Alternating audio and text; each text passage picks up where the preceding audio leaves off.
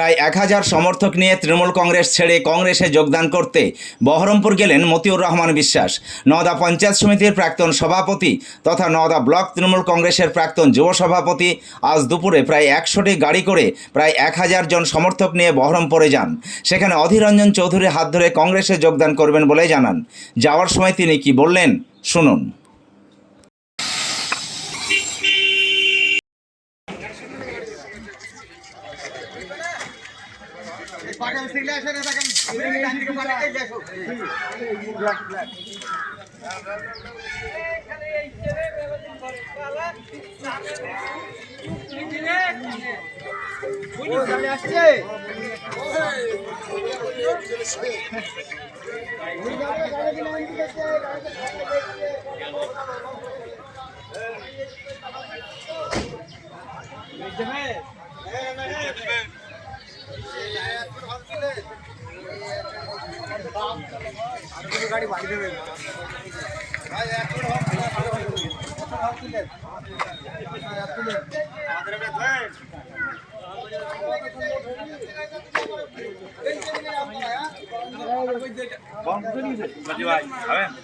পয়সা পাবো নাকি তুই এমপি হয়েছে গাড়ি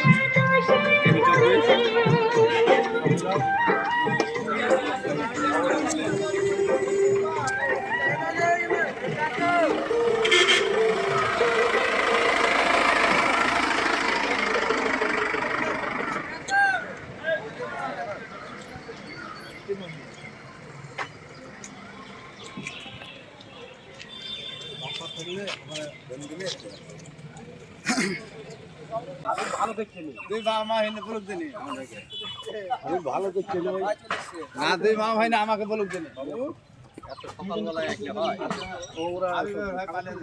এত গাড়ি নিয়ে কোথায় কি প্রোগ্রামে যাচ্ছেন? আজকে আমরা জাতীয় কংগ্রেসে যোগদান করব বহরমপুর পার্টি অফিস। কার হাত ধরে? অধীর চৌধুরীর হাত ধরে। আজ কত গাড়ি এবং কত আপনার সঙ্গে? 100 গাড়ি যাবে আজকে, 100-র উপরেই। কত মানুষ নিয়ে যাচ্ছেন? মোটামুটি ওই 8টা-10টা করে ধরুন, প্রায় 1000। তাহলে কি ভোটের আগে অধীর চৌধুরীকে একটা ধামাকা অফার দিলেন? অবশ্যই অবশ্যই, কারণ অনেকদিন থেকে শুনছি আপনি যাবেন হয় ভাসছিল, কিন্তু আজকে তাহলে তার বাস্তবে রূপ। হ্যাঁ একদম।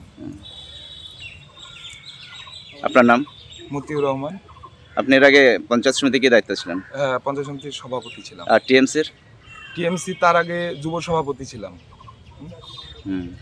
তারপর নির্দল থেকে আপনি? দিয়ে নির্দল থেকে 2018 সালে? হ্যাঁ, 2018 সালে আমি ভোটে জিতার পরে তারপর 2021 সালে আপনার পঞ্চায়েত সমিতিতে অনাস্থা এনে তখন আমি সভাপতি।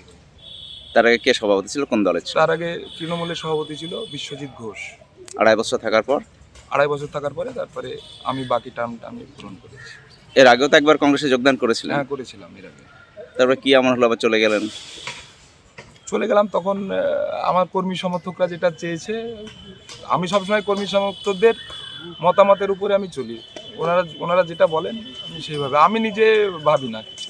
এর আগে যখন কংগ্রেসে যোগদান করেছিলেন অনেকে বলেছিলেন যে বিধানসভার টিকিট নেওয়ার জন্য নাকি গিয়েছিলেন, কিন্তু এবার তো টিকিট নেওয়ার প্রশ্ন নাই। এবার কি উদ্দেশ্যে? এগুলো হচ্ছে সব মানে ধরুন আমরা যখন তৃণমূল করতাম, তৃণমূলের বিরোধীতে আছে এটা সর্বত্র, গোটা রাজ্য জুড়েই।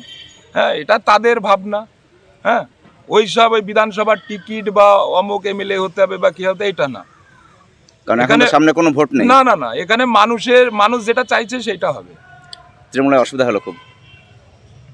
সে তো অবশ্যই, আমরা দীর্ঘদিন ধরে বসে আছি। না, সবাই শাসক দলেই থাকতে চায়, কিন্তু আপনি দেখছি এখন উল্টো দিকে যাচ্ছেন, স্রোতের উল্টো দিকে। আমি সবসময় স্রোতের বিপক্ষেই চলা লোক, তো এই চলি, তাই তো বলে সবাই, তৃণমূলের নেতারাও তাই বলে।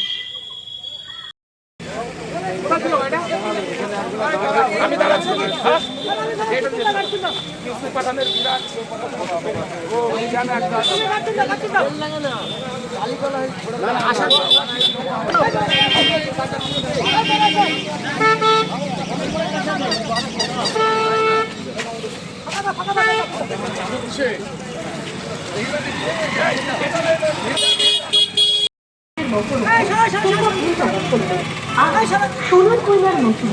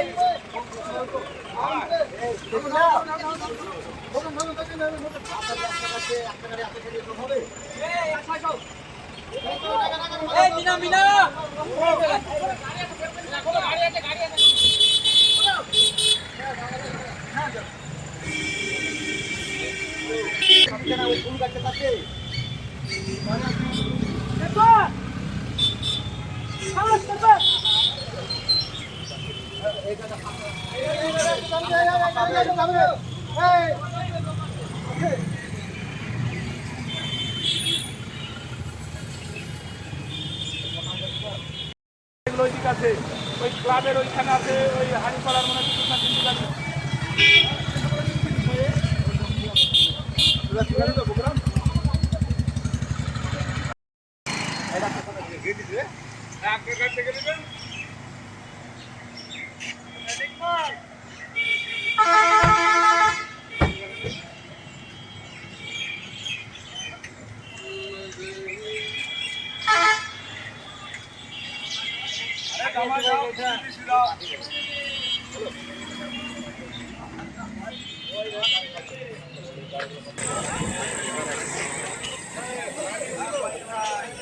আর্থিক লেনদেনের নির্ভরযোগ্য প্রতিষ্ঠান টঙ্গী সমবায় কৃষি উন্নয়ন সমিতি লিমিটেড।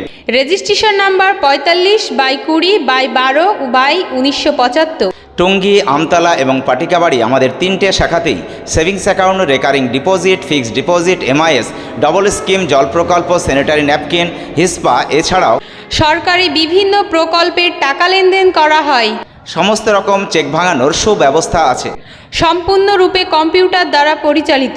সর্বদা সঠিক সময়ে পরিষেবা দেওয়াই আমাদের লক্ষ্য। সাবস্ক্রাইব করুন এবি24 নিউজ চ্যানেলটিকে, অবশ্যই বেল আইকনটিকে প্রেস করুন। সবার আগে তাজা খবরের আপডেট পেতে লাইক করুন, শেয়ার করুন এবং দেখতে থাকুন এবি24 নিউজ।